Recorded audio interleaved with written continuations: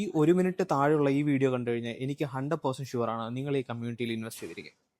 ഇത് എംആറിൻ്റെ expo living എന്ന് പറഞ്ഞ കമ്മ്യൂണിറ്റിയാണ്. ഈ കമ്മ്യൂണിറ്റി ലൊക്കേറ്റ് ചെയ്തിരിക്കുന്നത് എക്സ്പോ സിറ്റിയിലാണ്. ഈ എക്സ്പോ സിറ്റിയിലാണ് മീന റീജിയനിലെ തന്നെ ഏറ്റവും ലാർജസ്റ്റ് എക്സിബിഷൻ സെൻ്റർ ഉള്ളത്. ഏകദേശം 1.2 കിലോമീറ്റർ ആണ് ആ എക്സിബിഷൻ സെൻ്ററിൻ്റെ വലിപ്പം. ഇത് എംആറിൻ്റെ തന്നെ മോളാണ്. ഈ മോളിന് ജസ്റ്റ് ഓപ്പോസിറ്റ് ആയിട്ട് ഓൾറെഡി എക്സിസ്റ്റിംഗ് ആയിട്ടുള്ള മെട്രോ സ്റ്റേഷൻ ഉണ്ട്. ഈ മെട്രോ സ്റ്റേഷൻ്റെ ഓപ്പോസിറ്റ് ആയിട്ടാണ് നമുക്ക് എക്സിബിഷൻ സെൻറ്റർ വരുന്നത്. വർഷം 600 ഇവൻറ്റ്സ് ആണ് ഈ എക്സിബിഷൻ സെൻറ്ററിൽ നടക്കാൻ പോകുന്നത്.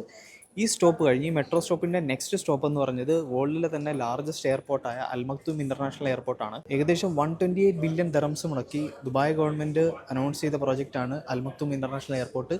5 പാരലൽ റൺവേസ് ഉള്ള എയർപോർട്ടാണത്. ഏകദേശം 400ഓളം ഗേറ്റ് വരുന്നുണ്ട്. നിങ്ങൾ ജസ്റ്റ് ഒന്ന് ഇമാജിൻ ചെയ്ത് നോക്ക്, വേൾഡിൽ തന്നെ ലാർജസ്റ്റ് എയർപോർട്ടിൻ്റെയും മീന റീജിയനിലെ തന്നെ ഏറ്റവും വലിയ എക്സിബിഷൻ സെൻറ്ററിൻ്റെയും അടുത്ത് കിടക്കുന്ന ഈ എംആറിൻ്റെ കമ്മ്യൂണിറ്റിയിൽ ഇൻവെസ്റ്റ് ചെയ്ത് കഴിഞ്ഞാൽ നിങ്ങൾക്ക് എത്ര റെൻ്റൽ റിട്ടേൺസും എത്ര ക്യാപിറ്റൽ അപ്രീസിയേഷനും കിട്ടുമെന്ന്. പ്രോജക്റ്റിൽ 4 വർഷത്തെ പേയ്മെൻറ്റ് പ്ലാനാണ് വരുന്നത്. ഡൗൺ പേയ്മെൻ്റ് ആയിട്ട് പ്രോപ്പർട്ടി വാല്യൂടെ 20% അടയ്ക്കുക. After 6 months 10%. 2026 നമുക്ക് 30% ആണ് പ്രോപ്പർട്ടി വാല്യൂവിൻ്റെ അടയ്ക്കേണ്ടത്. 2027 നമുക്ക് 20% അടയ്ക്കണം. 6 മാസം കൂടുമ്പോഴാണ് പേയ്മെൻറ്റ്സ് വരുന്നത്.